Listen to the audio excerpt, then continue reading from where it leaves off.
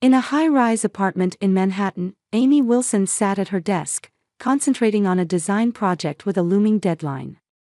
As the setting sun streaming through the window made her copper-colored hair shine, she was making final adjustments while working on her graphic tablet. Her workspace as a freelance graphic designer working from home was neat yet creatively stimulating. The sound of keys jangled and the front door opened as her husband Richard returned home. "I'm back, Amy," he called out in a slightly tired voice. "Welcome home," Amy turned around with a warm smile. "How was your day?" Richard loosened his tie and sank into the sofa. "The usual. 2 client meetings, 1 team meeting. And mountains of paperwork," he replied while pouring himself a glass of water.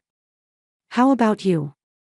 "I've nearly finished the logo design for the new client," Amy proudly showed him her work. "With a few more adjustments, I should be able to submit it tomorrow." Richard had built a successful career as a sales manager at a major insurance company. Tall with an imposing physique yet a gentle personality, he was trusted by both his workplace colleagues and clients. He had met Amy 5 years ago at a party hosted by a mutual friend and fell in love at first sight. He was captivated by Amy's straightforwardness and creativity, and she was drawn to Richard's sincerity and kindness. Their married life was generally smooth. While cherishing their careers, they occasionally discussed having children in the future. The only shadow over their relationship was Richard's mother, Beverly. "Oh, by the way, Mom called," Richard said casually, missing how Amy's expression slightly clouded. "She was talking about your birthday next week. She says she has a special gift for you." Amy tried to maintain her smile. "How thoughtful of her," she said with a faint tension in her voice. It had been 15 years since Beverly lost her husband, John. While outwardly elegant and sophisticated, she possessed a sharp intellect and strong will beneath the surface. Her only son Richard was the center of her life, and she believed no one could take her son's affection away from her. From the beginning of Richard and Amy's marriage, Beverly had been cold toward Amy. While acting polite on the surface, it was clear to Amy that Beverly saw her as the woman who stole her son. Through small criticisms, sarcastic remarks, or overly kind gestures, Beverly always found ways to make Amy uneasy. "Mom really seems to want to improve her relationship with you," Richard said in a hopeful voice. "This gift might be a sign of reconciliation." Amy suppressed a sigh. Richard always tried to see the best in his mother. It was one of his virtues, but sometimes it blinded him. "Perhaps," she answered. "Did she tell you what the gift is?" "She said it's a secret. But she mentioned, you'll be surprised." Amy smiled despite her anxiety. Beverly's surprises usually made her uncomfortable in some way. But for Richard's sake, she continued to maintain her composure. "I'm looking forward to it," she said. On her birthday, relatives and friends gathered at Amy and Richard's home for an intimate party. Though nervous, Amy felt reassured being surrounded by friends in her own apartment. Around 3 in the afternoon, the doorbell rang, and when Richard opened the door, there stood Beverly. With perfectly set silver hair and dressed in an expensive tweed suit, she exuded the dignity of a queen. "Thank you for coming," Richard embraced her. "Of course I'd come. It's Amy's special day," Beverly replied smoothly and turned to Amy. "Happy birthday, Amy." She kissed her on the cheek. The scent of her perfume was strong and almost suffocating.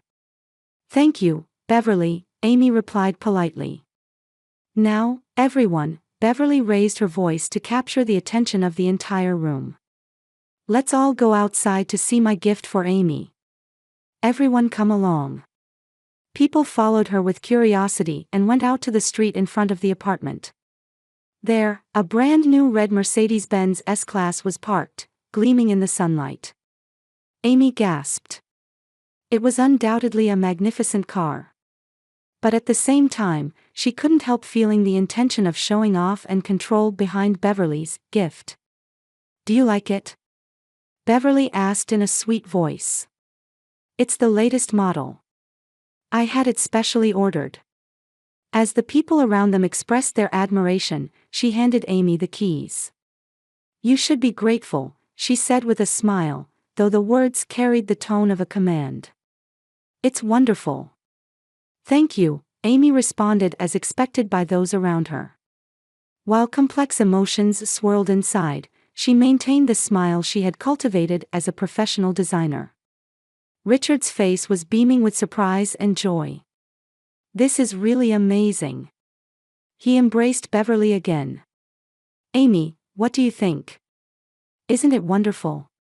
Amy looked at the car, feeling a vague uneasiness. What was behind this lavish gift? Yes, it's unbelievable, she answered honestly. Indeed, it was unbelievable that Beverly Wilson would give something without expecting anything in return. A week after the birthday party, Amy returned from shopping in her compact car and looked up at the gleaming red Mercedes-Benz parked next to her in the apartment parking lot. That car, which she had never driven, continued to shine like a red warning light at the corner of her vision.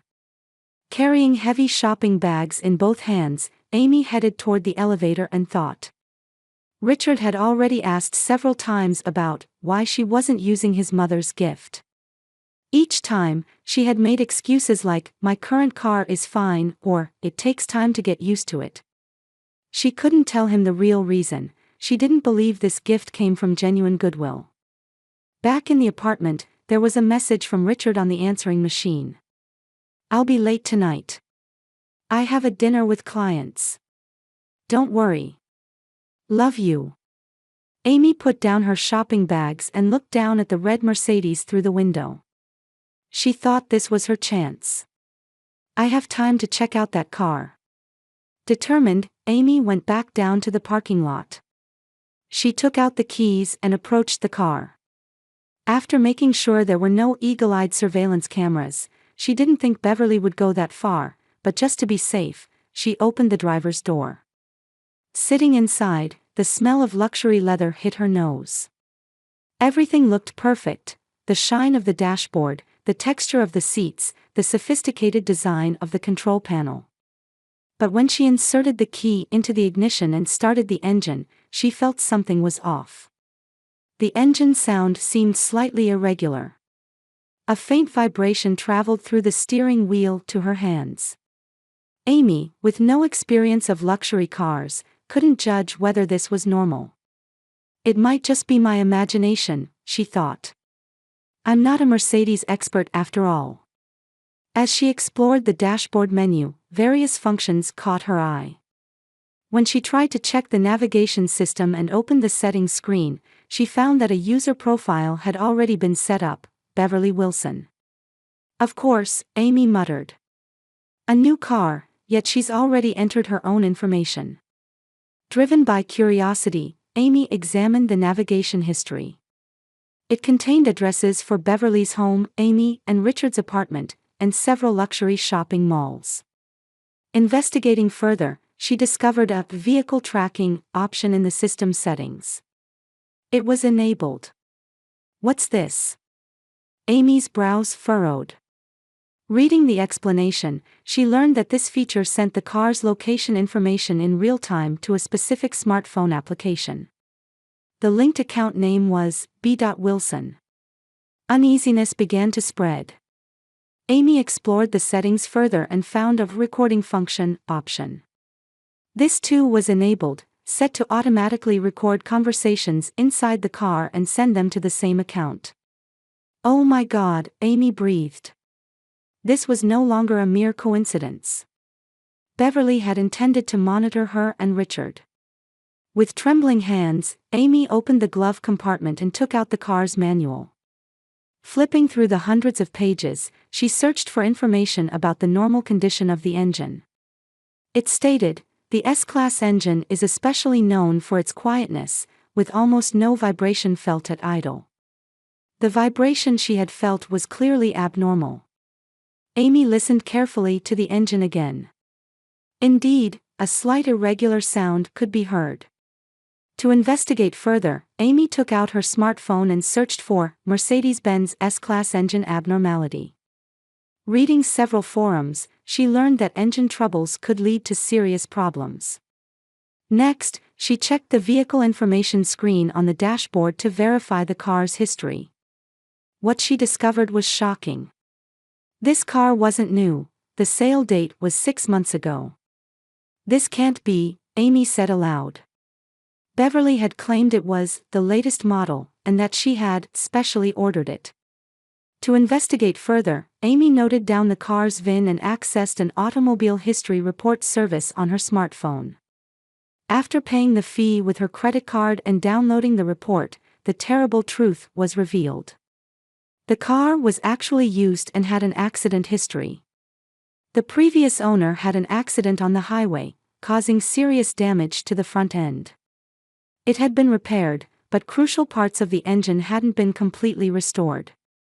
The report warned, potential for serious problems during long-distance or high-speed driving. Amy's hands trembled. This wasn't just a generous gift. Beverly had given her a dangerous car and intended to monitor her movements.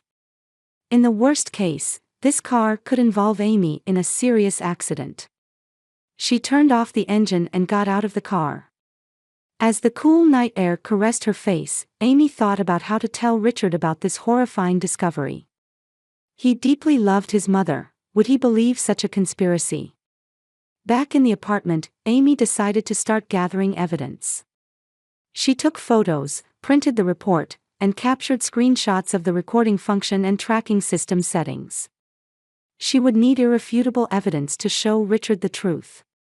That night, lying in bed, Amy stared at the ceiling. Now that she knew the true purpose of Beverly's gift, she had to act to protect herself and her husband. But she still needed to proceed cautiously. She had to find a way to escape this dangerous situation without hurting Richard's feelings.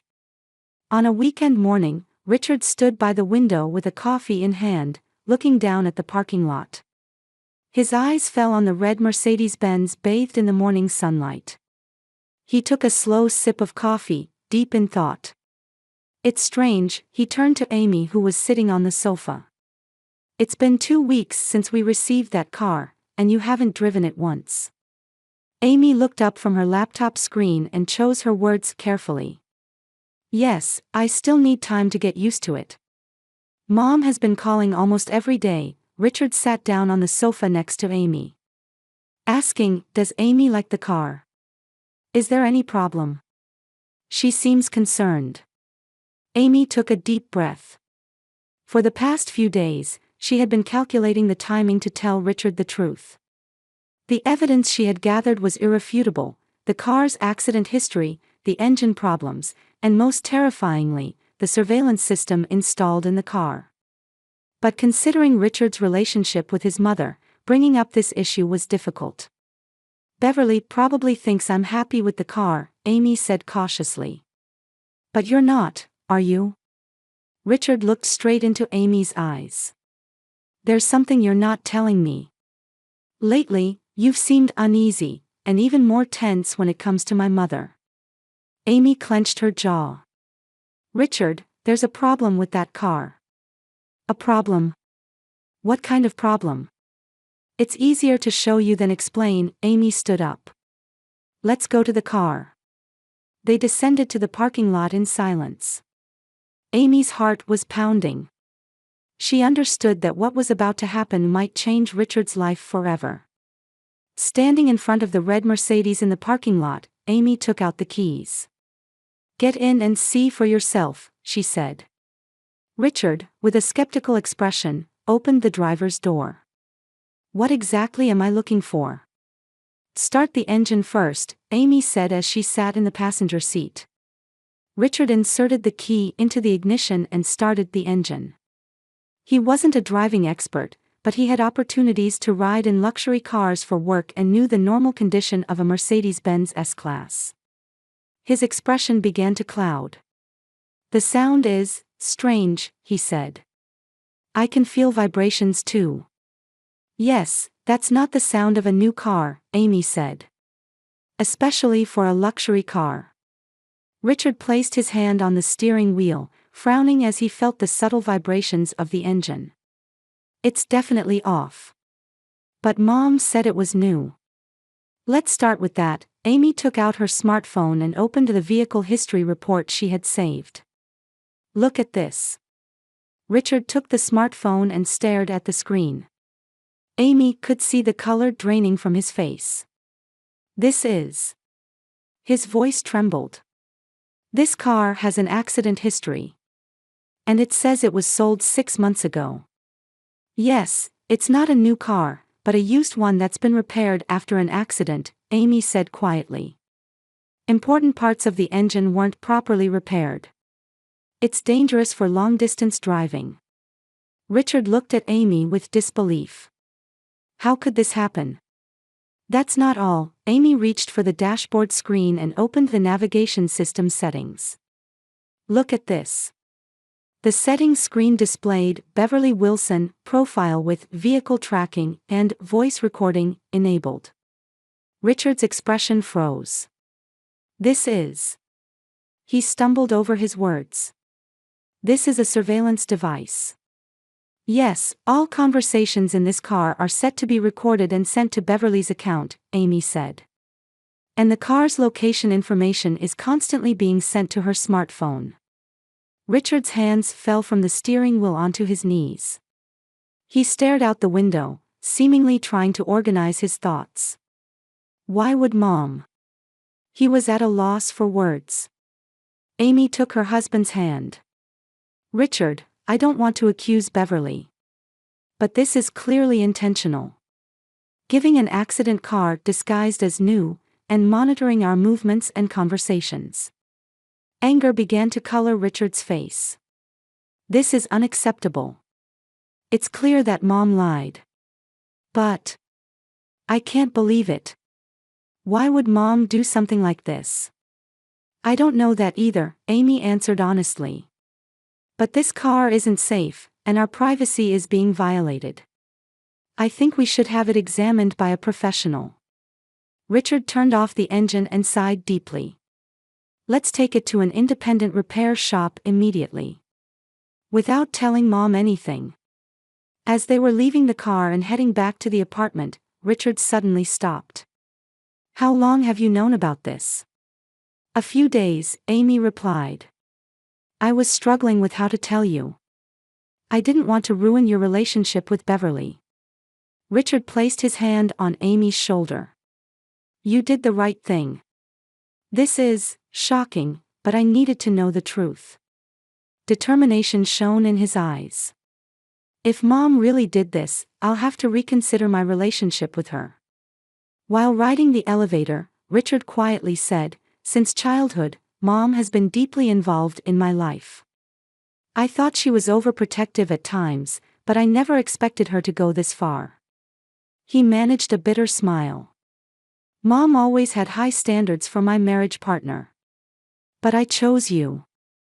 And I'm still proud of that choice. Amy squeezed her husband's hand. We'll get through this together.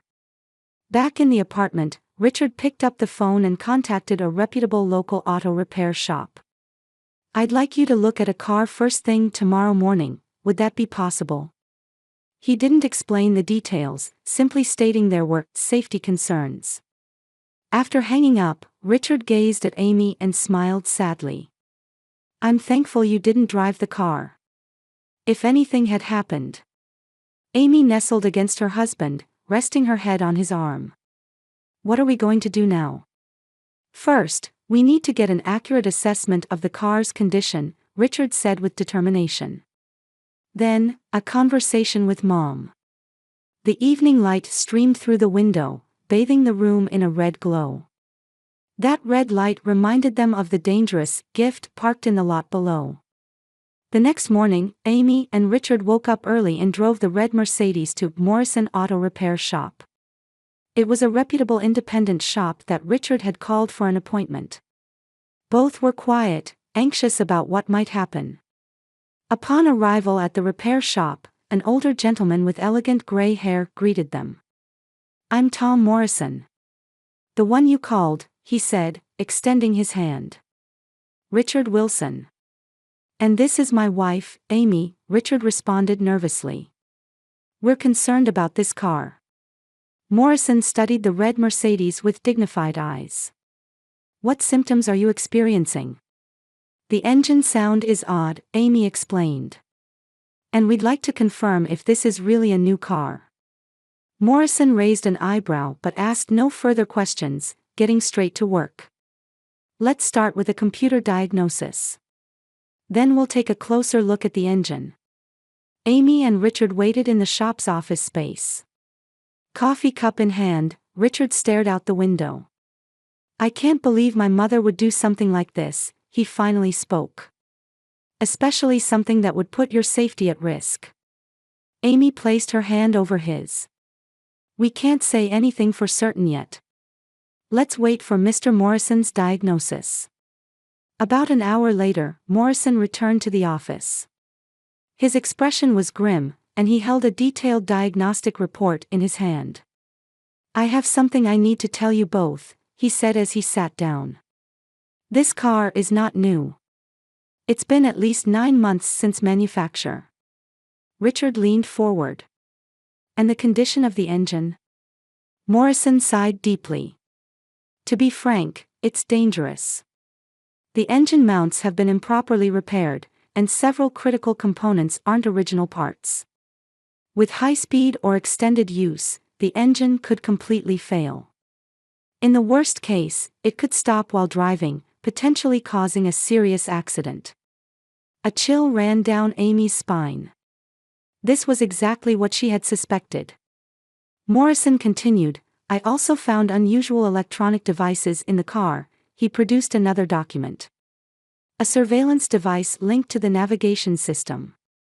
It's quite sophisticated, not something an amateur would install. The color drained from Richard's face. So it was deliberately installed. Without a doubt, Morrison nodded. These kinds of devices aren't typically installed by used car dealerships.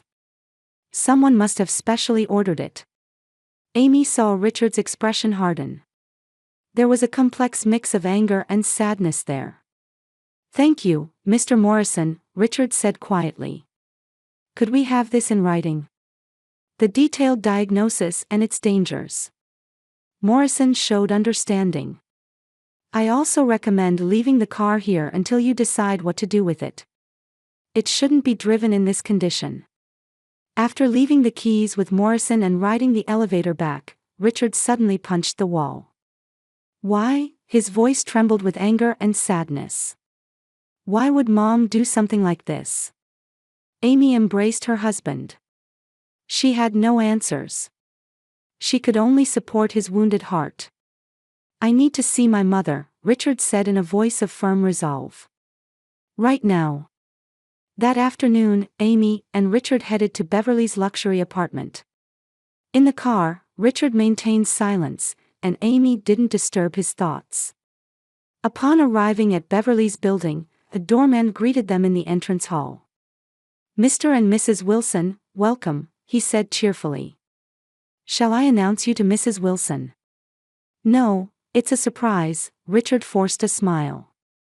Mother will be delighted to see us. They took the luxurious elevator to the top floor and stood in front of Beverly's penthouse door. Richard rang the doorbell, and soon Beverly herself opened the door. Richard. Amy. What a lovely surprise, she said, feigning delight. However, her eyes quickly noticed the stern expressions on their faces, and her smile faded. Is something wrong? Let's talk inside, Richard's voice was cold. Beverly anxiously led them to the living room. Shall I make some tea? No, thank you, Amy quietly replied. Once the three were seated on the sofa, Richard took out Morrison's diagnostic report. Mom, we need to talk about the car you gave Amy as a present. Beverly tensed momentarily but quickly composed herself. That wonderful car. Did Amy like it? You said it was new, Richard looked straight into her eyes. Of course, Beverly smiled. I specially ordered the latest model. Richard placed the diagnostic report in front of her. That's a lie, his voice trembled. It's not a new car, but a used one with accident history. The engine is in a dangerous condition and could cause a serious accident during long-distance driving. Beverly's expression froze for a moment. That can't be. I bought it from an authorized dealer. That's not all, Amy said quietly. Surveillance devices have been installed in the car, set to record all conversations and send them to your smartphone. Beverly's face changed color. That's ridiculous, she stood up. I just wanted to give a nice present. Richard also stood up, facing his mother. Enough, Mom. All the evidence is right here, he produced additional documents. These are the car's purchase records. You bought this car from a used car dealer and had surveillance devices installed after it was repaired. The color drained from Beverly's face. She collapsed back onto the sofa and remained silent for a while. Finally, she looked up. There was a coldness in her eyes that they had never seen before. You deserve a better woman, she said to Richard. This woman is manipulating you. Mom. Richard could no longer contain his anger. Amy is my wife. And you're the one who put her life in danger. That car is perfectly safe, Beverly argued. It might have some issues, but nothing fatal. Not fatal. Amy said in disbelief. Mr. Morrison said the engine could stop while driving at high speed. So what? Beverly's voice suddenly turned cold. I just wanted to eliminate her, making it look like an accident. A terrible silence fell over the room. Richard stared at his mother, trying to comprehend her words. You tried to kill me. Amy's voice was faint. Beverly shrugged. I didn't think that far. I just thought you might get scared and stop driving the car. Then it would become Richard's. She smiled at Richard. It was for you, son. Richard's face showed horror and disgust. This is the end, Mom, he said in a trembling voice. Our relationship ends here. Richard.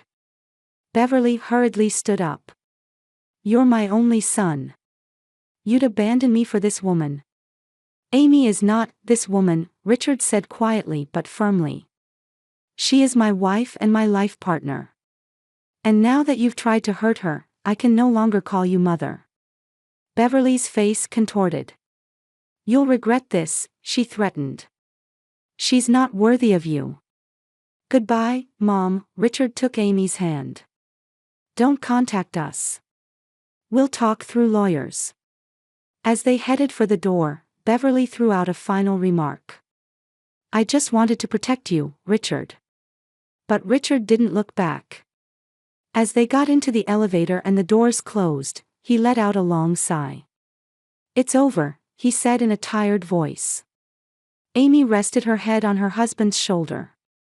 Are you okay? No, not at all, Richard answered honestly. But things will get better from now on. He squeezed Amy's hand. Let's get through this together. As they left the building, a soft sunset embraced them. 1 year later, Amy and Richard were having breakfast in the backyard of their new suburban home. The gentle morning light illuminated the flowers in the garden, and the chirping of birds sounded pleasant. More coffee? Richard asked, pot in hand. Thank you, Amy smiled and held out her cup. Her rounded belly told of the new life growing within her. Their daughter was due to be born in 2 months. Richard gently placed his hand on his wife's belly, smiling at the faint movements he could feel. Full of energy. Yes, she moves around regardless of whether it's midnight or morning, Amy laughed. Just like you. Their lives had changed dramatically over the past year. After the confrontation with his mother, Richard began seeing a psychological counselor to address his relationship with his mother. Understanding the boundary between a mother's love and control wasn't easy, but therapy was helping him gradually overcome past suffering. They had moved into their new home 6 months ago. Leaving their Manhattan apartment for a spacious house with a garden marked a fresh start. Amy continued her design work from home while preparing for the baby's arrival. Richard worked at the same company but had begun to prioritize work-life balance. "I'll finish painting the baby's room this afternoon," Richard said while taking a bite of toast. The combination of lilac and cream was a brilliant idea. "As a designer, I pride myself on it," Amy winked. "That room will be perfect." Their conversation was interrupted by the ringing of the phone. Richard looked at the screen and his expression tensed slightly. "It's from Mom." Amy studied her husband's expression. His relationship with Beverly remained complicated. Since the incident, Richard had kept his distance but couldn't completely cut ties, maintaining just a monthly phone call. On the advice of professionals, he had decided to maintain limited contact. Richard answered the phone. After a brief conversation, he put it down. "Mom says she wants to send something for the baby," he said with a complex expression. "That's..." Amy chose her words. "Don't worry," Richard took his wife's hand. "I won't let Mom manipulate us again. If she sends anything, I'll check it first." Amy nodded, reassured. Beverly seemed to have softened her attitude somewhat upon learning of her grandchild's existence. However, Amy still didn't fully trust her. "I know you'll protect me and our child," she said quietly. Richard embraced his wife. "We're a family. There will still be difficulties ahead, but we'll overcome them together." The morning sun rose higher, announcing the start of a new day. Though the shadows of the past hadn't completely disappeared, Amy and Richard continued to walk forward. And the new life soon to be born would bring them new hope and joy. Standing by the window where morning sunlight streamed in, Jennifer Clark took a sip of coffee in her small apartment in the Boston suburbs. Her eyes reflected the hardships of life. Yet, a softness remained in her features, and when she smiled, a youthful glow returned. "Mom, I can't tie my tie," Tyler's voice called from the living room.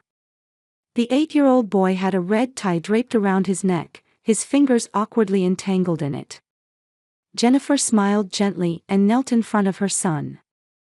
"Yes, this is tricky. But don't worry, Mom will help you." As she nimbly fixed her son's tie, she felt her chest tighten at the thought of today. Her sister-in-law Caroline's wedding, one of the places she least wanted to be. Jennifer had worked as a waitress at the local Maple Diner for over 10 years. Long hours from morning till night, meager tips, and the fickle attitudes of regular customers. Yet she never complained, working tirelessly to raise her son. 3 years ago, Jennifer's world collapsed when she discovered her husband Michael was having an affair with his young secretary.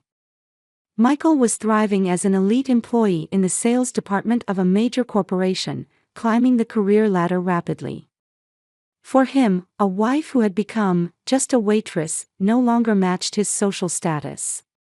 "I want a divorce," he had told her. Jennifer didn't shed a tear that day. She simply nodded quietly, signed the necessary papers, and returned to her parents' home with 5-year-old Tyler. That was her pride. "Tyler, today is a special day. It's your aunt's wedding, so we need to be extra polite." Her son was smart and sensitive. He had felt how Michael's family, especially his former mother-in-law Beverly and sister-in-law Caroline, had treated his mother. "Grandma Beverly and Aunt Caroline don't like you, do they, Mom?" Jennifer looked straight into her son's eyes, trying not to lie. "Adult relationships are complicated, Tyler. They're people from a different world than us. But blood ties remain unchanged." Even as she said this, Jennifer remembered Caroline's cruel words. Every time she gossiped about her being just a waitress, a small wound formed in her heart. Caroline always prided herself on being superior to her.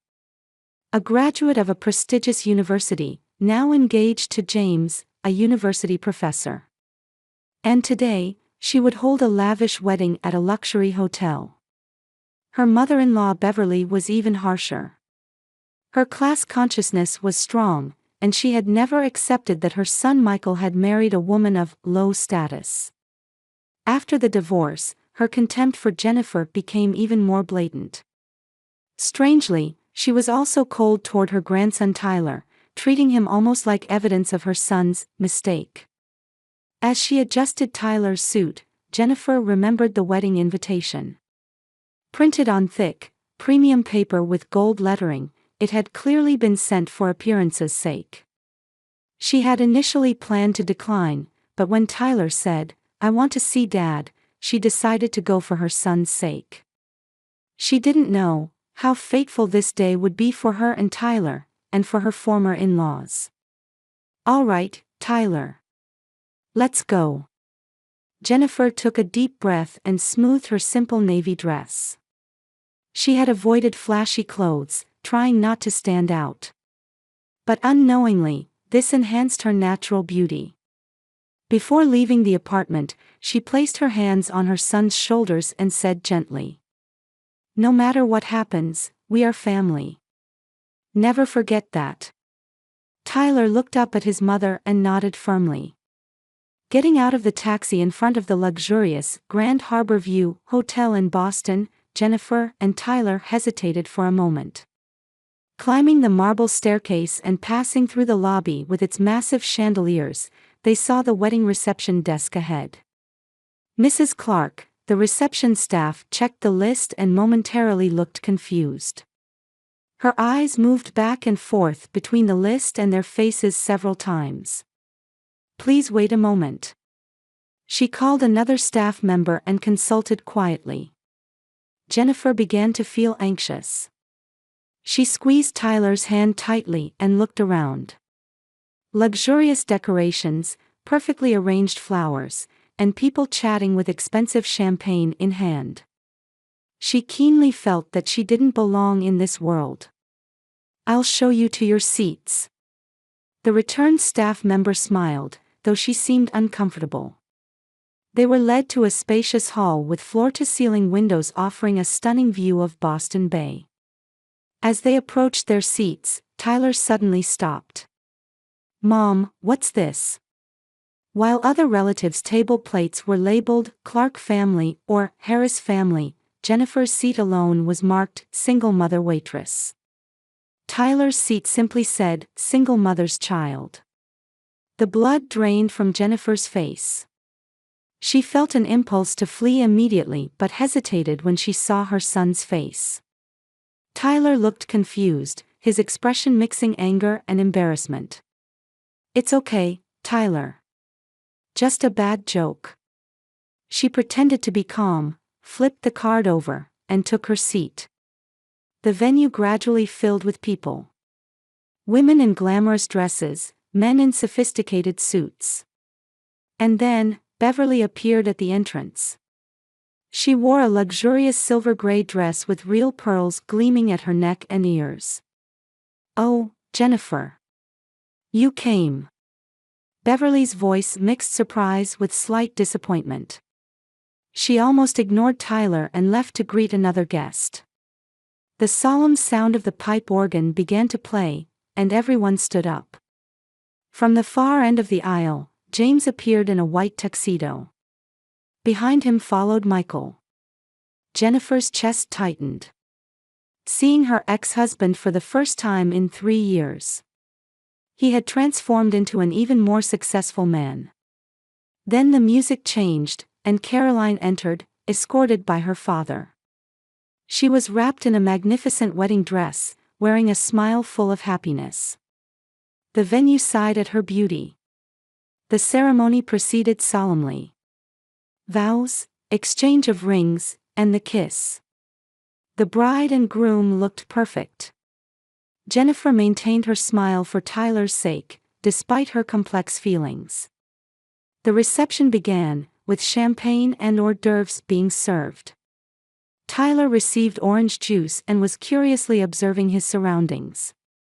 Soon, It was time for the lavish dinner. "Mom, Dad is looking at us," Tyler whispered. Indeed, Michael was glancing in their direction, but showed no sign of approaching. Instead, a loud clinking of glasses resonated throughout the venue. Beverly stood up and took the microphone. "Ladies and gentlemen, thank you all for coming today to celebrate the wedding of my son's sister, my beloved daughter Caroline." She spoke eloquently about the newlyweds and their wonderful future. Then suddenly, her gaze turned to Jennifer. "We have a special guest today. Former family member, Jennifer." All eyes in the venue turned to Jennifer. She felt her face flush.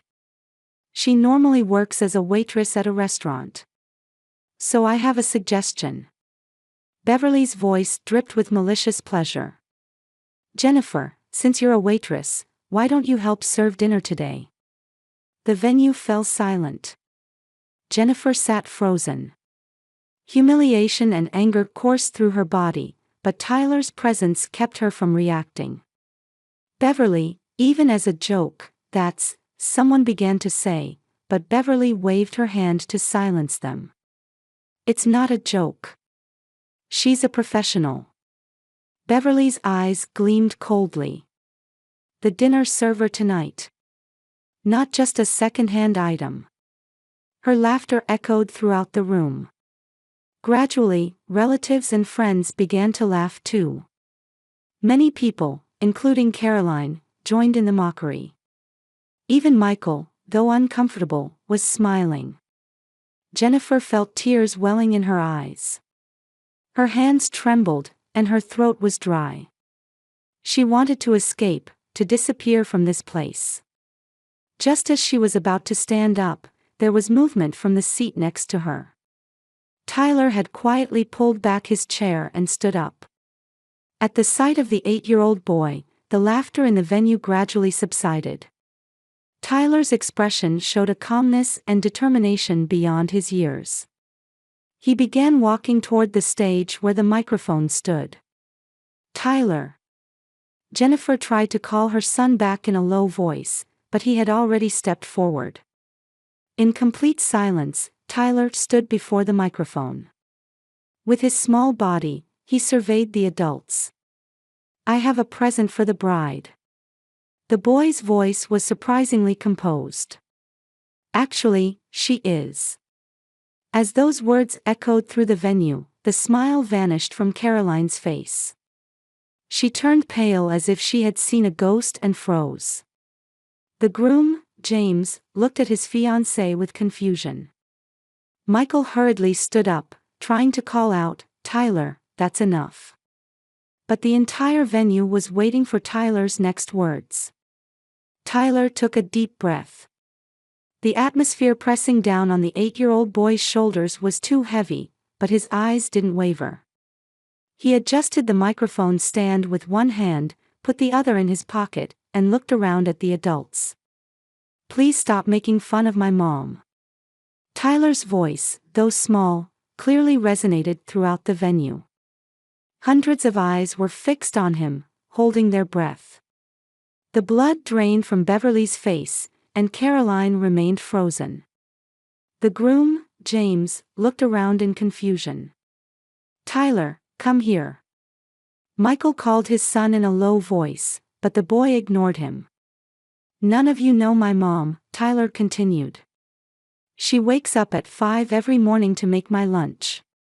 She always checks my homework before I go to school. And she stands all day at work, then reads me books at night." Jennifer remained frozen in her seat, feeling tears stream down her cheeks. She hadn't known her son had been watching her so closely. "My mom never stops smiling, no matter how tired she is. So nobody has the right to hurt her." Murmurs began to rise from the venue. Beverly hurriedly tried to approach Tyler.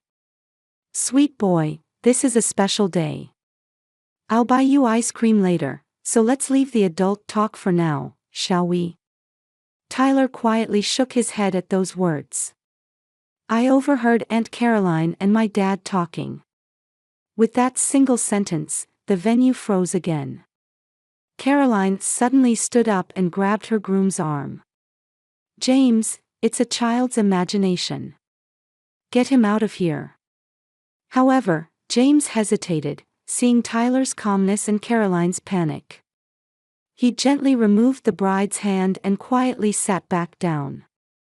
"3 days ago, when I went to deliver the RSVP to Aunt Caroline's house, Dad's car was parked there," Tyler continued matter-of-factly.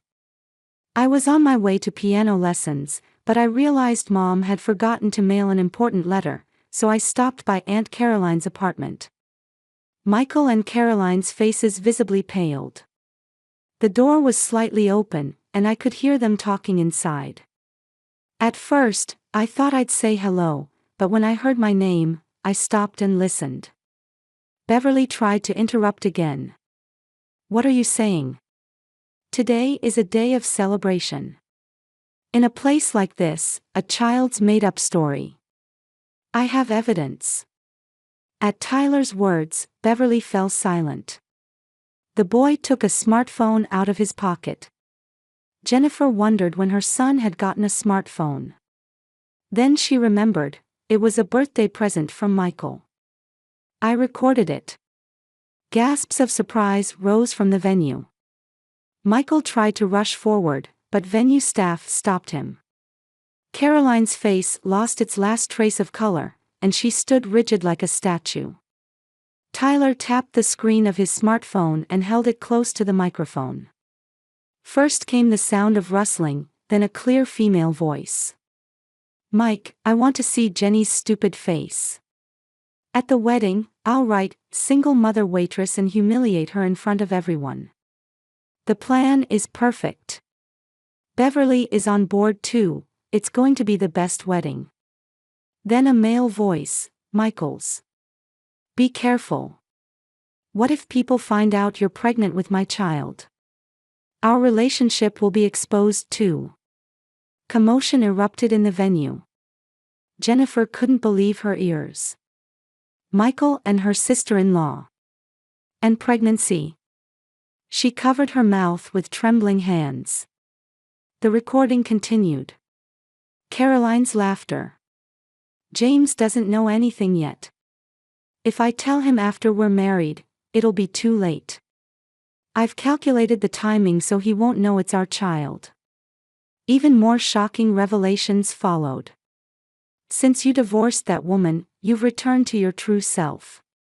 We've always been special." Michael's voice, "But be careful. Don't tell anyone yet." Tyler stopped the smartphone and quietly returned it to his pocket. The venue was wrapped in complete silence. Groom James stood stock still, his face ashen.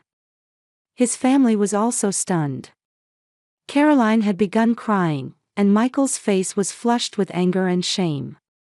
Beverly collapsed into a chair, speechless with shock. "My mom works hard every day to raise me," Tyler began speaking again. His voice trembled slightly, but his determination remained unwavering. "Aunt Caroline, please stop bullying me with my dad.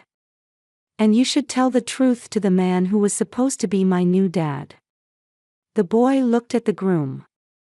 "I'm sorry, but I thought you had the right to know the truth." The atmosphere in the venue was as cold and heavy as ice. James slowly stood up and stared at Caroline. His eyes mixed anger and sadness. "Is this true?" His voice trembled. Caroline covered her face with both hands and began crying violently. "No. Tyler is lying. It's a child's made-up story." She desperately denied it, but her breakdown told the whole story. Beverly recovered and stepped forward to contain the situation. "Everyone, this is clearly a misunderstanding. It's an excited child's imagination. Please don't ruin this wonderful day with such nonsense." However, James's father stood up and said sternly, "Has our family been deceived? Son, let's go. This marriage should be reconsidered."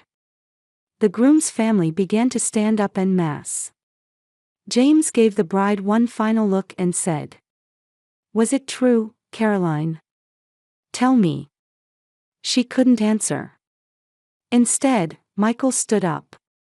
"Enough," he said in a heavy voice. "Let's tell the truth." As the venue watched with bated breath, Michael bowed his head. "It's true that I've been having a relationship with Caroline. And she is pregnant with my child."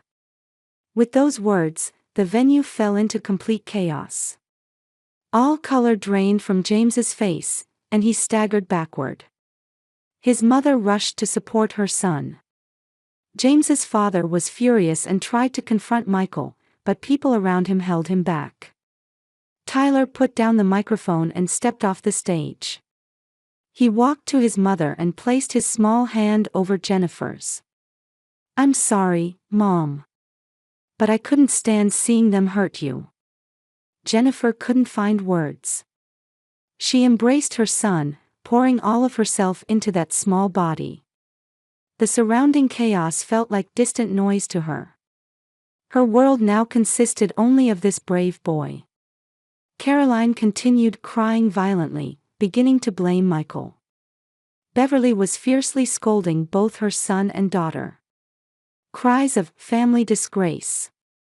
How could you do this?" echoed through the venue. Amidst the chaos, Jennifer took Tyler's hand and quietly said, "Let's go home." They quietly rose from their seats and headed toward the exit with dignity intact. On their way, a voice called from behind. "Wait, please."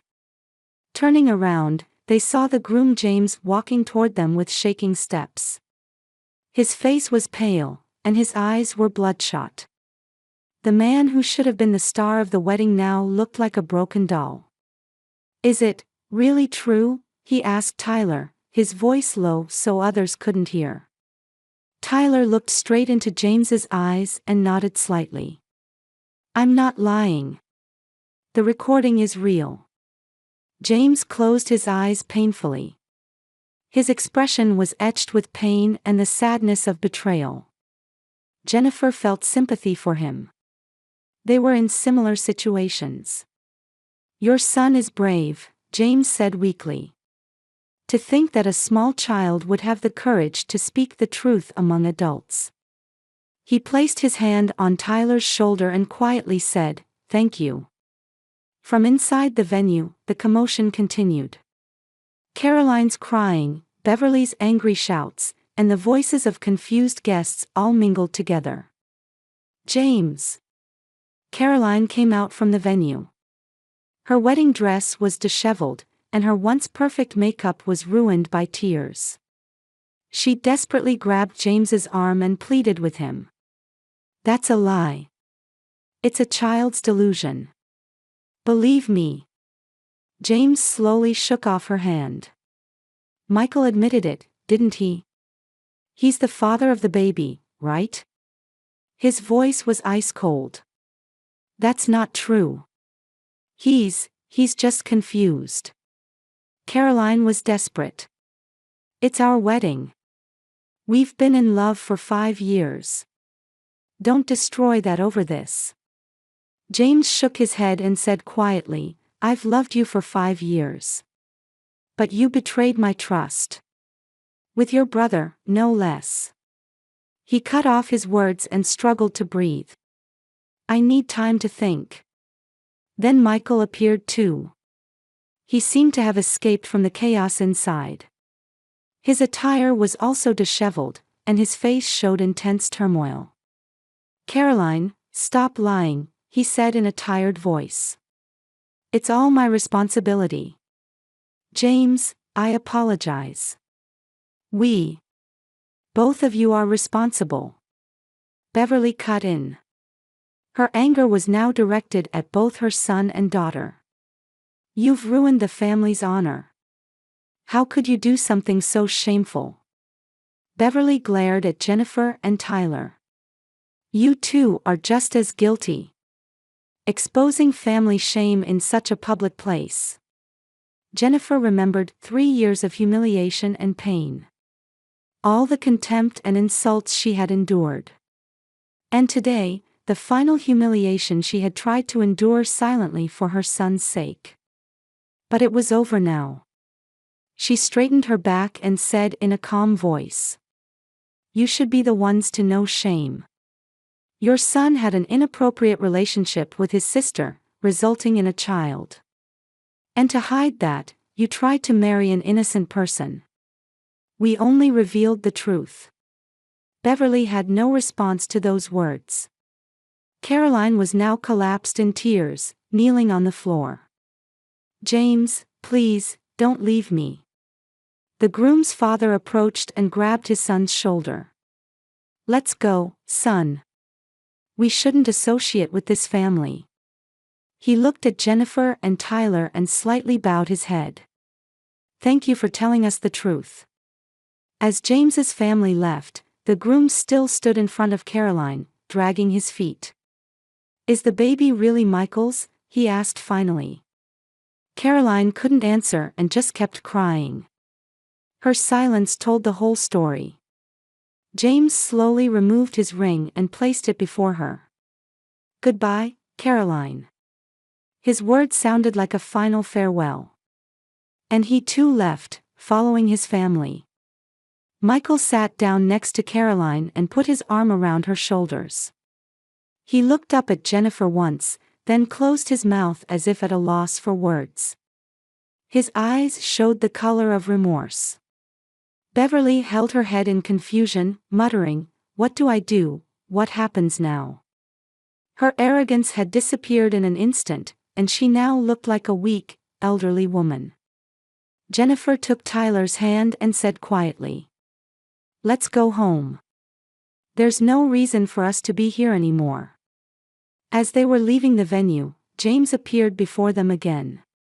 He hesitated as if to say something, then bowed deeply. "Your son is brave. Thank you for telling me the truth. I was blind." His voice mixed gratitude and sadness. Jennifer smiled gently. "Time will heal. May we both have new beginnings." Outside, the evening air enveloped them. They got into a taxi waiting in front of the hotel, and Jennifer gave their address. "I'm sorry, but it's a bit far." "Is that okay?" she asked the driver. The driver looked at the mother and son in the back seat and smiled warmly. "No problem, ma'am.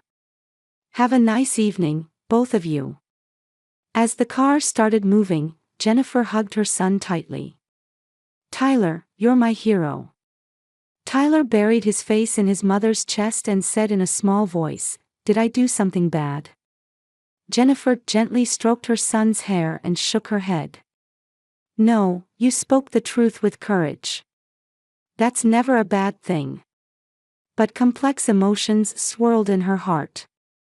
The shock of her ex-husband and sister-in-law's betrayal, and the fact that they had a child from their relationship. She now understood the reason for Michael's cold attitude after the divorce and his indifference toward Tyler. And above all, the anxiety about how today's events would change their lives. Would Michael and his family seek revenge against them? How would Tyler continue his relationship with his father? But tonight, she decided to put those worries aside. Now was the time to celebrate her son's courage and love. "Mom, I'm hungry," Tyler whispered. Jennifer laughed and kissed his cheek. "Yes, we didn't get dinner at that place, did we? Let's buy some hamburgers on the way home and eat them in peace at home." The taxi continued through the evening darkness, and mother and son leaned against each other quietly, heading toward an uncertain but new beginning. Tonight's events had changed their lives forever, but Jennifer believed it was a change for the better. "Tyler," she said quietly. "From now on, let's live strongly together. You really are a wonderful child." Tyler looked up at his mother and nodded slightly. His eyes held an adult-like determination. Today, he had become the protagonist of his own life. 3 months later, on an autumn afternoon, Jennifer straightened her new uniform at Maple Diner, looking at herself in the mirror. A deputy manager badge gleamed on her chest. "Congratulations, Jenny." Her colleagues surrounded her with bouquets. A well-deserved promotion. Since that day, her life had begun to move in unexpected directions. The restaurant owner, appreciating her years of loyalty and diligence, had offered her a promotion to deputy manager. "I was impressed by your strength and patience," the owner had said, restoring her confidence. Meanwhile, the events at Caroline's wedding had become the talk of the town, and people's reactions were surprising. Many supported Jennifer and Tyler, praising their courageous actions. Caroline had left town to escape the disgrace, starting a new life in a city hundreds of miles away. Ironically, she was now raising a child as a single mother herself. She who once looked down on Jennifer was now experiencing the same hardships. Michael had lost his position at the company and his social reputation had plummeted. He had contacted Jennifer several times saying he wanted to try again, but she firmly refused, saying, "We're over. I'm walking a new path in life." Beverly became isolated within the family and lost her standing in social circles. Her son and daughter's forbidden relationship had dealt a fatal blow to her arrogance. One day, Jennifer received an apology letter from her. After much inner conflict, she sent a brief reply saying, "I can let the past go, but that's different from forgiveness." "Mom, look." Tyler returned from school, showing her a test paper. A+. Jennifer hugged her son. Tyler took pride in his mother's transformation and had become respected by his friends at school as a champion of justice. His small action had not only changed his mother's life but also contributed to his own growth. In the evening, Jennifer was preparing to head to her night class at the local community college. A few weeks after that day, she had received a scholarship to pursue the nutrition degree she had given up on years ago. With Tyler staying at Aunt Sarah's next door, she absorbed new knowledge as a student 3 days a week. "Mom, can you become a restaurant owner in the future?" Tyler asked. Jennifer smiled. "Yes, I can. I've just taken the first step now." She no longer felt ashamed of being a single mother but took pride in it. The bond between her and her son had become even stronger since that day. Sometimes, she remembered the events at that wedding. "If Tyler hadn't stood up that day, I might still have lost sight of my own value," she realized.